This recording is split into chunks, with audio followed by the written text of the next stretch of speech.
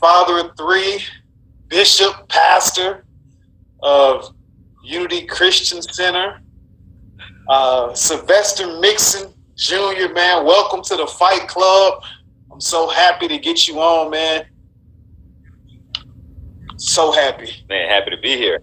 So happy to get you on, man. You know, once I got started, I had to get you on because I've seen how much throughout the years you've grown and developed into the man that God called you to be, man, and some of the things that you've been able to do and touch your community, man. It's always exciting to connect with you. And so, man, most definitely welcome. If you would, let everybody know where you're from. And first of all, thank you so much for having me.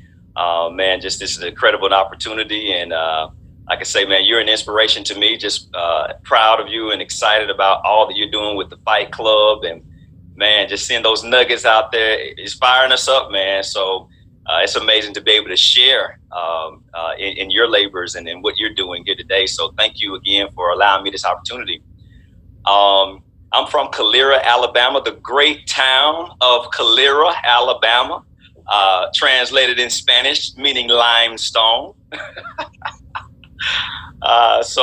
You know, small, but growing town. It's changed a whole lot since I grew up. So, yeah, just outside of Birmingham, about 30 minutes. Great place. Man, so what are some of the good qualities that you learned from where you grew up? I would say some of the greatest qualities that I learned is that whole piece where it says it takes a village to raise a child. You know, it takes the whole village. I think we saw a lot of that growing up. That was one of those things that when you got in trouble at somebody's house, you got whooped at that house, and then you got back home and it whooped you again. And so, you know, everybody was just really, really involved. It was about your neighbor, you know, and looking after that neighbor. And so my hometown, our family land where we grew up, it wasn't this every man for himself mentality, but it was really that piece of it takes a whole village to raise a child. And I think that really had a great impact on me even today as a person. Man, I have to attest that when I got a chance to meet you, we were working at E-Box.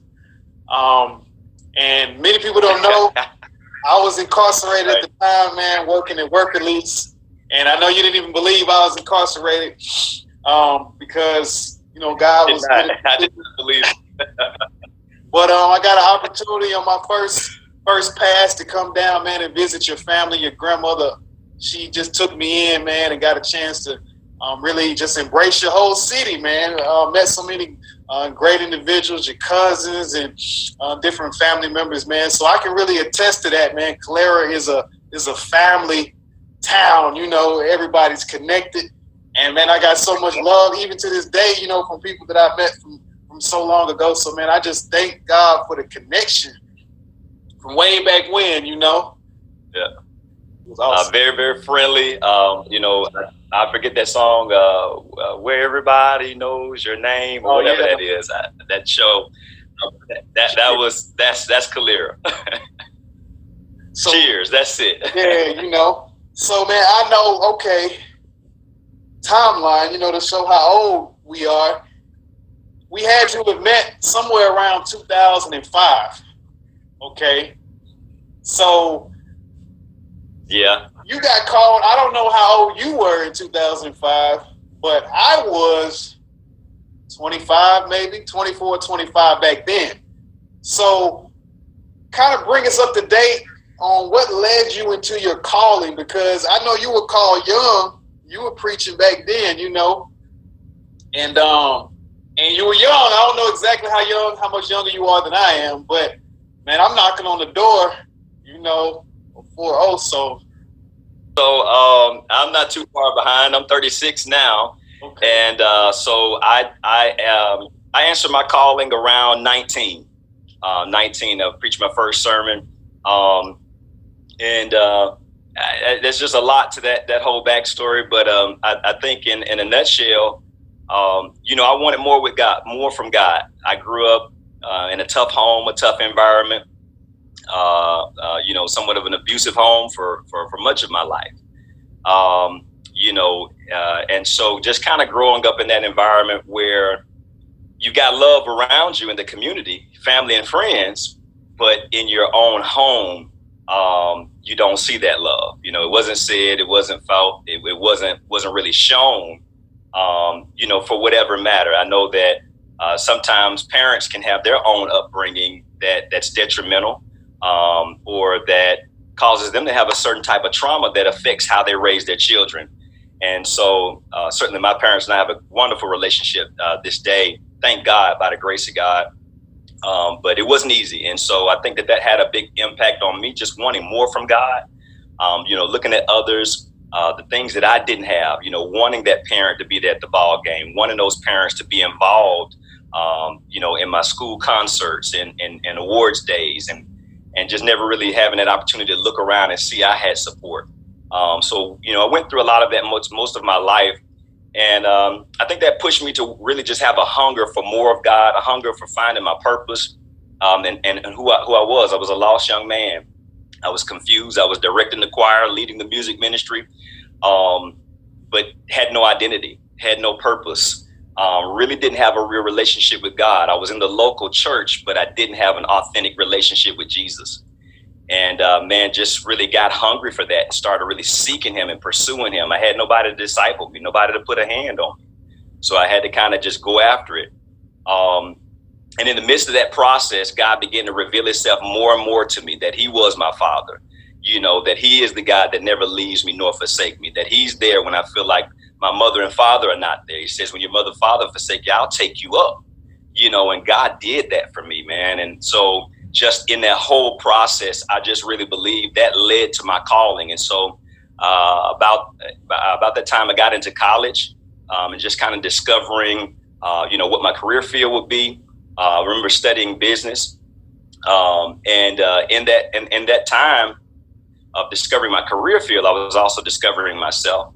And I think that just kind of was the time where I started at nighttime, just really seeking God, reading my Bible. God would wake me up around 2 a.m. in the morning, 3 a.m. in the morning, just writing sermons, writing scriptures. I didn't know there were sermons at the time. I was making notes. But bro, I would get in the bathroom, man, taking showers, preaching in the bathroom, crying in the bathroom, hollering out to God. I would preach myself happy. Didn't know I knew how to preach, would be playing the song on Sunday at church. After all night sinning on Saturday, you know what I'm saying, and getting there on Sunday. But I would just want God and want to do right. I just didn't quite know how to do that. I knew how to do church, but I didn't know how to live an authentic life. So I was a show I put on, man, but I was broken. And I think that brokenness made me hunger for him more. It led me to a place of discovery. And so as I would play, or if I was singing or directing that choir, at the end of the song, I find myself preaching, just hooping, just pouring out, crying. I remember some Sundays, in the Methodist, you don't do all of that, bro. They come up and grab you. It's okay, baby. And then they drag you out the church and go back and fan you and stuff like that. And I was like, man, I don't want to be fanned. I want to experience this, And so that in of itself, man, just kind of led me into, my pastor came to me one Sunday. He said, man, you're a preacher. It's on you. You can't deny it. Stop running from it. And I heard it all my life. So it was kind of almost cliche to me. You're going to be a preacher. Y'all just saying that because I'm a young man in church, wear suits, and I sit on the deacon board or whatever. But all of that in a culmination, I believe, really just kind of led to me answering that call. I had a desire to help people. I had a heart to teach people, to share the love of God with them. I didn't want and don't want anyone to have went through the things that I went through as a child. And I think that's what really drives me. So I accepted my call for sure in 2004.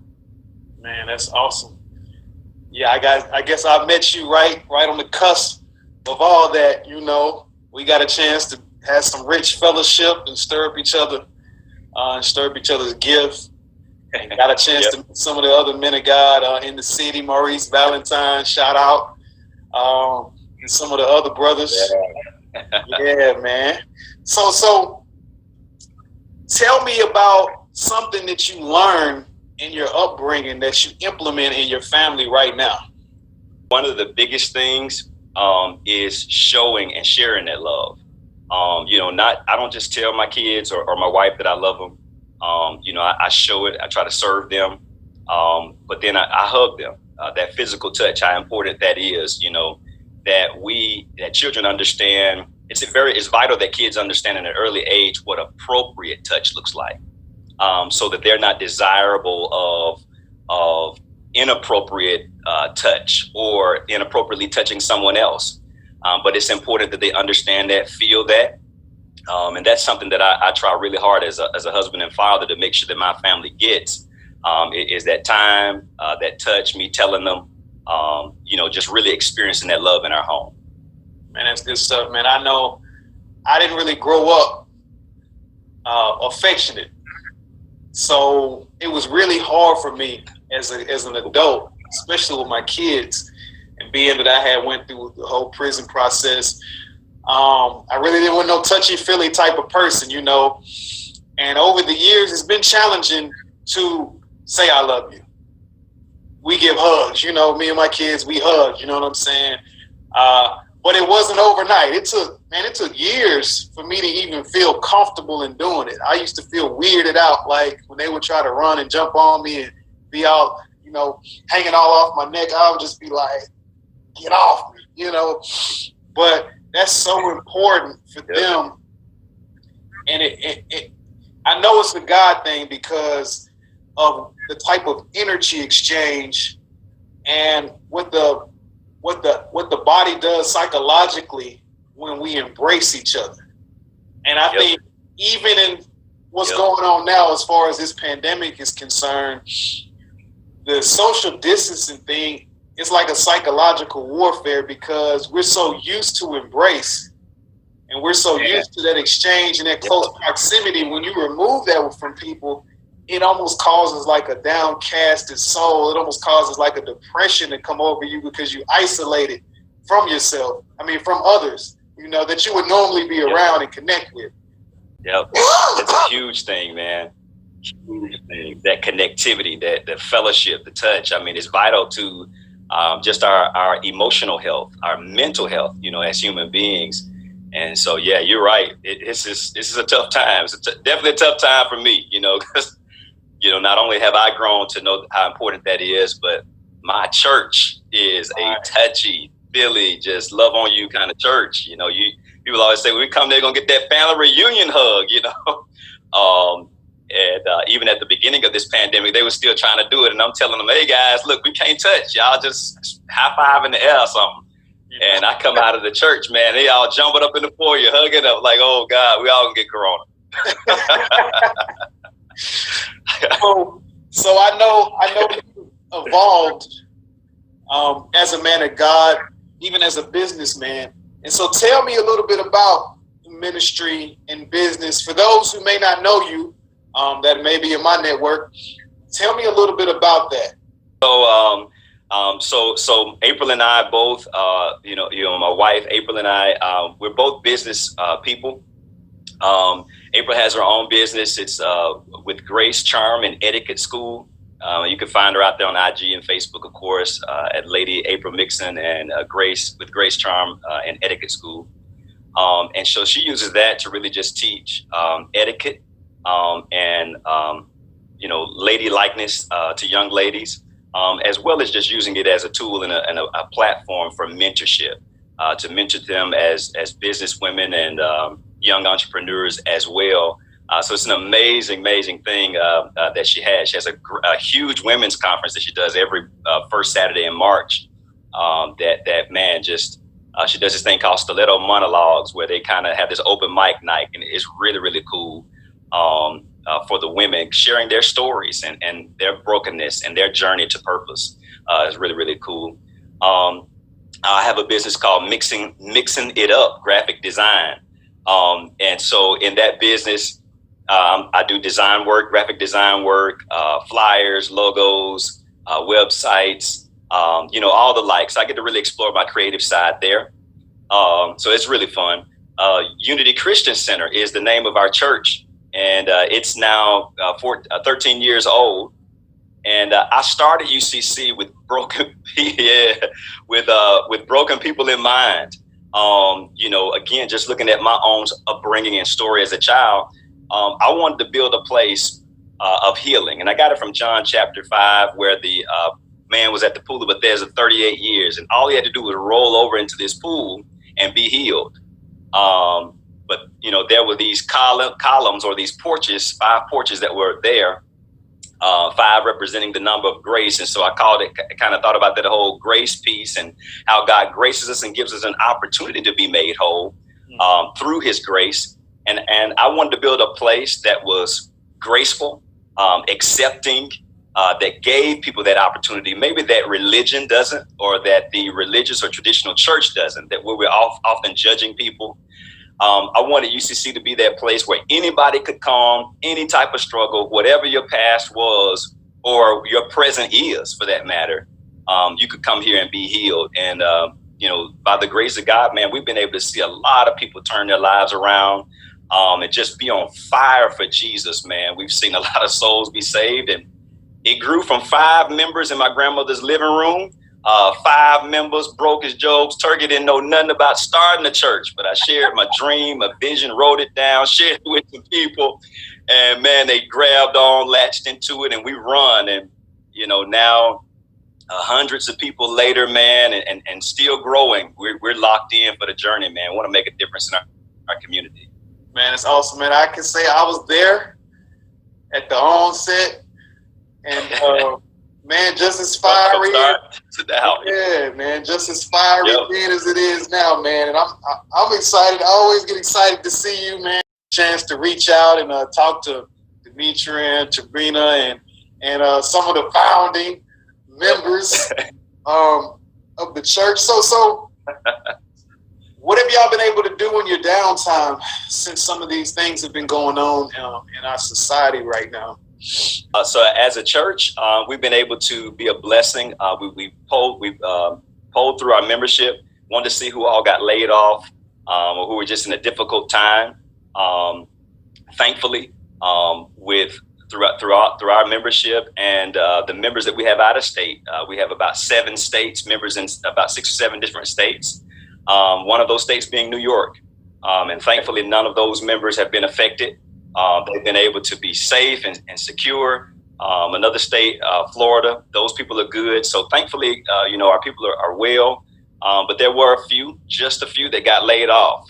And so we were able to buy groceries, to send money as a church. Because the wonderful thing about this is, as a church, our giving never dropped off. Our people are really locked in, man. They believe in worshiping God with their giving, but they also believe in the local church and what we provide to the community. So we've been able to do that, to bless people with money. We've also been able to bless other churches who maybe didn't have media technology or the ability to adapt to this time so well. We've been able to help them get transitioned, and now they're doing well. Also providing masks and gloves. So just looking for ways that we can still serve, because the reality is we're the hands and feet of Jesus. And just because a pandemic is in the earth, that doesn't mean our purpose changes. We still have the purpose of ministering to all the earth. As a family, we've gotten closer together, man, and had a chance to just kind of rediscover each other, my wife, my kids, to spend some intentional time together, and even work from home. Just really, what does that piece look like? I think it's caused us to be more innovative, and to be able to adapt. And so that's been really, really good for us, just the recharge time and the rest time. I think that we all really needed it. Yeah, I believe that, man. I believe that. So, all right. Now, I wrote this down, but I believe that part of our life is to identify a fight. And whatever fight there may be, once we've gained some victory, it's easy to identify the struggle that others may have and the different battles that they face. And so what's been one of your biggest fights, battles, obstacles, and or fears that you fought or fighting? And what did you learn about yourself and learn about God in the process? Biggest battle and fear was becoming like my parents. I didn't want to. I didn't want to take my kids through that same battle, or that same fight. And so I fought lust and pride. Just trying to reign in my life. The Bible says 6 things God hates, and 7 is the abomination, and it's pride. Pride goes before destruction. And so that's been one of the things that I've chosen to ensure that I tackle by, one, pursuing my purpose, putting purpose over pleasure, intentionally watching out for life's distractions, because I now understand, because of my purpose, that distractions come before destiny, and distractions come to delay, to derail, and ultimately destroy you. And so just being intentionally focused, because focused people are fruitful people. And I want to be productive. God created us to be fruitful and multiply. And so really, even as David said, I made a covenant with my eyes that I may not sin against you. Just really staying focused, knowing my weaknesses, knowing that lust and pride could be one of those things that keeps me from living a purposeful and fruitful life. And so I've chosen to say no to me when I want to say yes. I've chosen to remain focused, to identify purpose, and to lock into that, because purposeful people are the most and live the most prosperous. Man, amen to that. So tell me, how can people connect with you? Yeah, so certainly our church is unitychristiancenter.org. You can find our church on IG, Twitter, and Facebook at /Unity Christian Center, also on YouTube. And then myself, I'm Sylvester Mixon, and you can find me on Instagram, Facebook, and Twitter at Sylvester Mixon. I'd love to connect. Man, y'all heard it first, man. Most definitely make sure that you connect with my brother, Bishop Sylvester Mixon Jr. If you're ever in the Birmingham area, Calera, Montevallo, Alabaster area, most definitely go and check out Unity Christian Center, UCC, man. That is my home church. Yes. My family church, man. I can't wait to get back down. Yes. And listen. Always nothing when you come. You know, and until then, listen, man, this is the Fight Club where we face God, face ourselves, and face our fears. I'm so glad to have you a part of this mission, man. We fight for our lives to help others fight for theirs, man. I know you're a fighter, and I'm so glad to see what God is doing in your life. And until the next time we come together, man, God bless you. Appreciate it, bro. Thanks for the opportunity. Love you, man. Love you, man. Love you, man. I'll talk to you soon, all right? All right. All right, bro.